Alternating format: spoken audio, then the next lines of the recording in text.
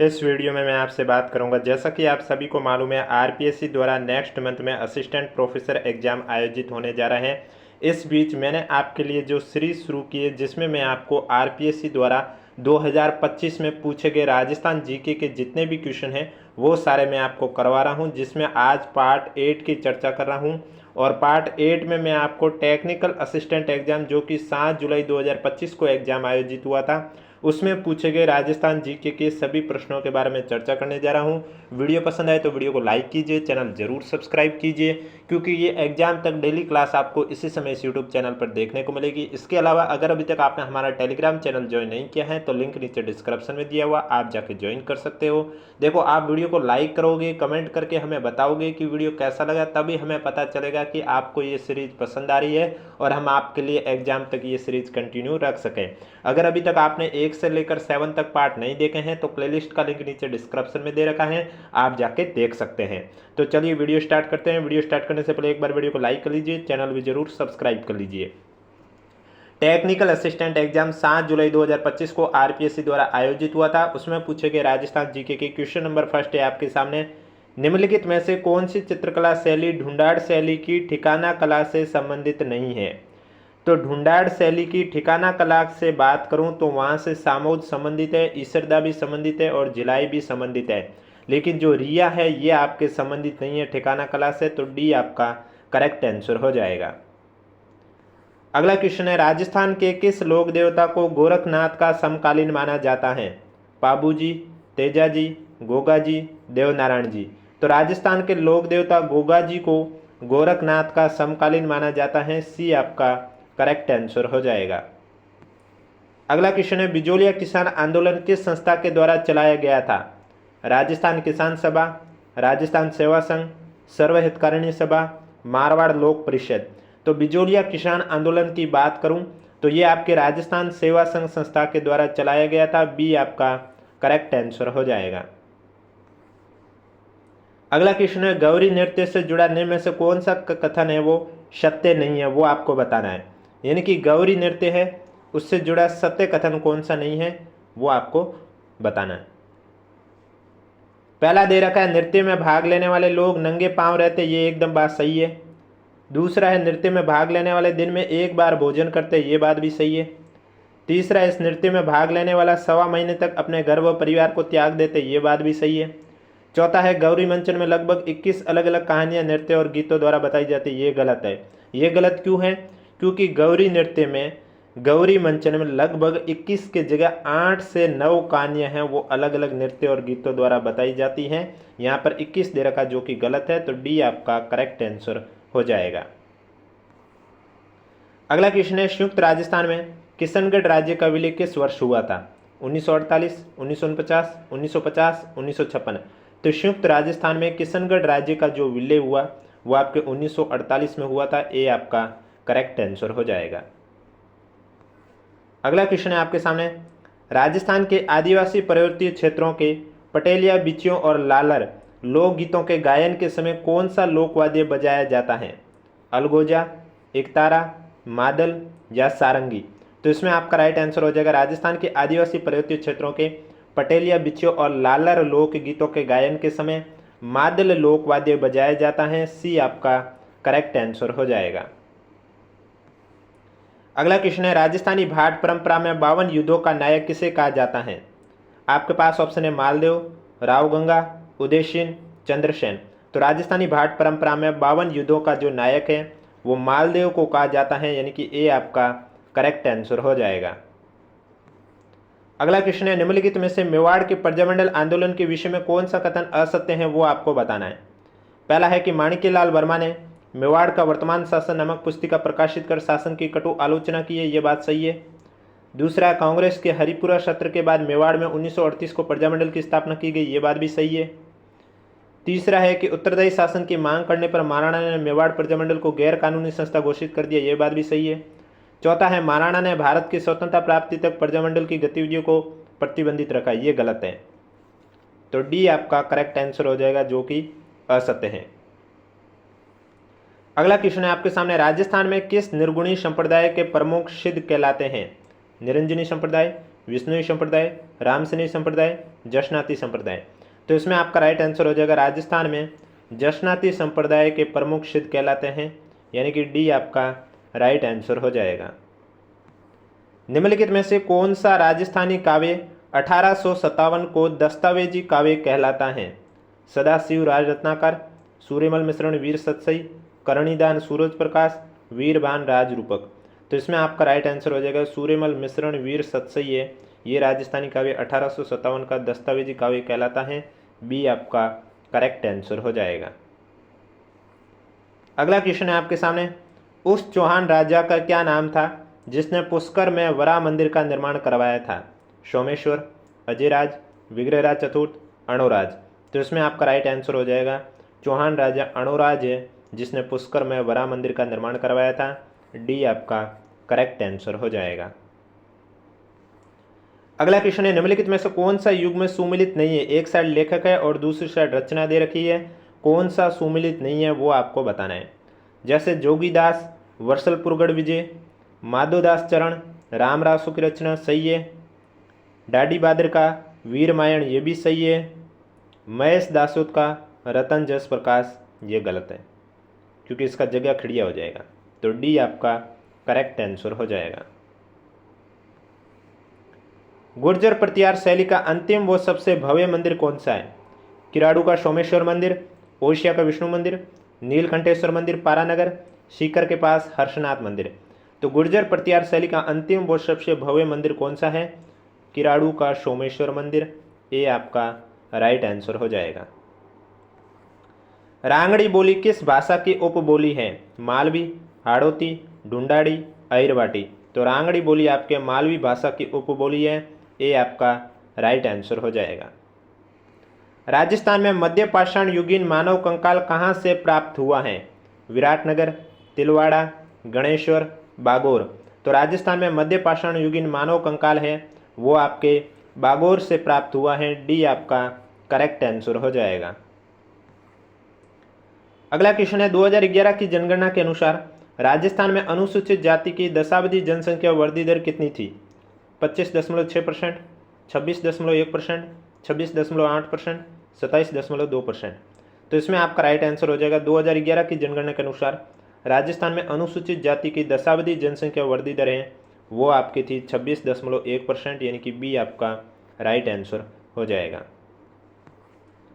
अगला क्वेश्चन है, राजस्थान में विजया तथा शक्ति तेल कुएं कहाँ पर अवस्थित हैं? बाड़मेर सांचौर बेसिन में, बीकानेर नागौर बेसिन में, विंध्यन बेसिन में, जैसलमेर बेसिन में। तो राजस्थान में विजया तथा शक्ति तेल कुएं है ये कहाँ पर स्थित हैं? बाड़मेर सांचौर बेसिन में स्थित हैं, ये आपका करेक्ट आंसर हो जाएगा। कोटा, झालावाड़, बूंदी और बारां जिले किस कृषि जलवायु प्रदेश में सम्मिलित हैं? उपाद्र दक्षिणी मैदान, बाढ़ प्रभावित पूर्वी मैदान, आर्द्र दक्षिण पूर्वी मैदान, आर्द्र दक्षिणी मैदान। तो कोटा, झालावाड़, बूंदी और बारां जिले हैं ये कौन से कृषि जलवायु प्रदेश में सम्मिलित है? आपका राइट आंसर हो जाएगा सी, आर्द्र दक्षिण पूर्वी मैदान में सम्मिलित है। सी आपका करेक्ट आंसर हो जाएगा। अगला क्वेश्चन में एक साइड झील है और दूसरी साइड जिला है, आपको सुमिलित करके करेक्ट आंसर बताना है। जैसे जैत सागर झील की बात करें तो ये आपके बूंदी में स्थित है, बिलास झील की बात करें तो ये बारां में स्थित है, रामसागर झील की बात करें तो धौलपुर में स्थित है, और बांकली झील की बात करें तो ये आपके जालोर में स्थित है। तीसरा, पहला, चौथा, दूसरा, ऑप्शन नंबर सी आपका करेक्ट आंसर हो जाएगा। और वीडियो पसंद आ रहा है तो एक बार वीडियो को लाइक कर लीजिए, चैनल भी जरूर सब्सक्राइब कर लीजिए क्योंकि एग्जाम तक डेली ये क्लास आपको इसी समय इस यूट्यूब चैनल पर देखने को मिलेगी। राजस्थान में पीली भूरी मिट्टी है वो किस क्षेत्र में पाई जाती है? जोधपुर, अलवर, भीलवाड़ा में, भीलवाड़ा, टोंक, उदयपुर में, नागौर, अजमेर, टोंक में, उदयपुर, कोटा, बांसवाड़ा में। तो पीली भूरी मिट्टी है ये आपके राजस्थान में भीलवाड़ा, टोंक और उदयपुर जिलों में पाई जाती हैं। बी आपका करेक्ट आंसर हो जाएगा। अगला क्वेश्चन है आपके सामने, एक साइड खनिज है और दूसरी साइड खनन क्षेत्र है, आपको सम्मिलित करके करेक्ट आंसर बताना है। कैल्साइट खनिज का खनन क्षेत्र की बात करें तो हो जाएगा बैल का पहाड़ यानी कि दूसरा। बेराइट्स की बात करें तो इसमें हो जाएगा रेल पातलिया यानी कि पहला। फ्लोराइट की बात करें तो मांडो की पाल चौथा। रॉक फॉस्फेट की बात करें तो राम का मुन्ना तीसरा। दूसरा, पहला, चौथा, तीसरा, दूसरा, पहला, चौथा, तीसरा, यानी कि ऑप्शन नंबर डी आपका राइट आंसर हो जाएगा। अगला क्वेश्चन है आपके सामने, 2011 की जनगणना के अनुसार राजस्थान में क्रमशः कुल ग्रामीण और नगरीय का लिंगानुपात कितना है? तो 2011 की जनगणना के अनुसार देखा जाए तो यहाँ पर जो आपके पास ऑप्शन है, जैसे कि राजस्थान में कुल लिंगानुपात यहाँ पर दे रखा 952, ग्रामीण 942, नगरीय 926, या फिर कुल 922, ग्रामीण 938, नगरीय 921, या कुल 928, ग्रामीण 933, नगरीय 914, या कुल 975, ग्रामीण 952, नगरीय 935। तो सी आपका करेक्ट आंसर हो जाएगा कि 2011 की जनगणना के अनुसार राजस्थान का कुल लिंगानुपात 928 है। इसमें से ग्रामीण की बात करें तो 933 है और शहरी की बात करें तो 914 है। सी आपका राइट आंसर हो जाएगा। इसरो के भारत मरुस्थलीकरण एटलस 2016 के अनुसार 2011 से 13 के बीच में राजस्थान का कितना प्रतिशत भूभाग मरुस्थलीकरण के अंतर्गत था? आपके पास ऑप्शन है 62.90%, 63.90%, 64.34%, 60.73%। तो इसरो के भारत मरुस्थलीकरण एटलस 2016 के अनुसार 2011 से 13 के बीच में राजस्थान का 62.90% भूभाग मरुस्थलीकरण के अंतर्गत था। ए आपका करेक्ट आंसर हो जाएगा। कौन सा पर्वत शिखर उत्तरी अरावली प्रदेश में अवस्थित नहीं है? रोजा भाकर, सिरावास, बिलाली, बरवाड़ा। तो इसमें आपका जो रोजा भाकर है ये आपके उत्तरी अरावली प्रदेश में अवस्थित नहीं है, बाकी बिलाली, सिरावास और बरवाड़ा आपके उत्तरी अरावली प्रदेश में स्थित है। तो ए आपका राइट आंसर हो जाएगा। निम्नलिखित कथनों पर विचार कीजिए, सही उत्तर का चयन कीजिए। पहला है कि लसाड़िया पठार जयसमंद के पूर्व में स्थित है, एकदम सही है। उड़िया पठार गुरु शिखर के नीचे स्थित है, ये भी सही है।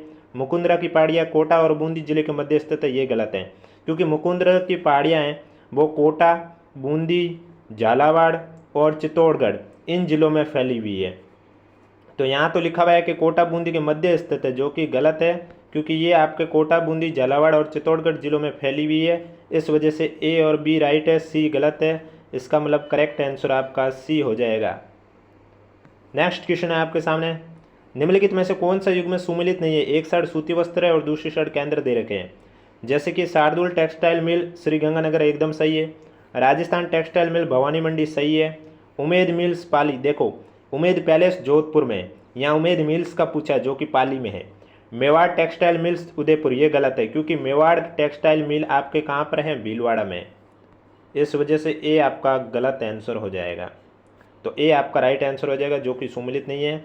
उमेद मिल्स और उमेद पैलेस में आप कंफ्यूज मत होना। उमेद मिल्स आपके पाली में है और उमेद पैलेस आपके जोधपुर में है। सतत विकास लक्ष्य 13 संबंधित है लैंगिक समानता से, सस्ती स्वच्छ ऊर्जा से, जलवायु कार्यवाही से, असमानता में कमी से। सतत विकास लक्ष्य 13 है, यह आपके जलवायु कार्यवाही से संबंधित है। सी आपका करेक्ट आंसर हो जाएगा। अगला क्वेश्चन है, राजस्थान का कौन सा जिला 70 सेंटीमीटर से अधिक औसत वार्षिक वर्षा प्राप्त करता है? झालावाड़, जयपुर, अजमेर, भरतपुर। तो राजस्थान का झालावाड़ जिला है वो 70% से 70 सेंटीमीटर से अधिक औसत वर्षा प्राप्त करता है। ए आपका करेक्ट आंसर हो जाएगा। नेक्स्ट क्वेश्चन है आपके सामने, राजस्थान वन विभाग के प्रशासनिक प्रतिवेदन 2023-24 के अनुसार राज्य में सर्वाधिक वन क्षेत्र कौन से 3 जिलों में थे? बूंदी, सिरोही, बांसवाड़ा, उदयपुर, अलवर, प्रतापगढ़, उदयपुर, बारां, करौली, चित्तौड़गढ़, अलवर, सिरोही। तो इसमें आपका राइट आंसर हो जाएगा। राजस्थान वन विभाग के प्रशासनिक प्रतिवेदन 2023-24 के अनुसार राज्य में सर्वाधिक वन क्षेत्र है वो आपके उदयपुर, बारां और करौली जिले में था, यानी कि सी आपका करेक्ट आंसर हो जाएगा।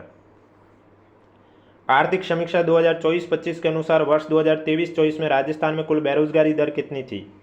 2.9%, 3.4%, 11.2%, 4.7%।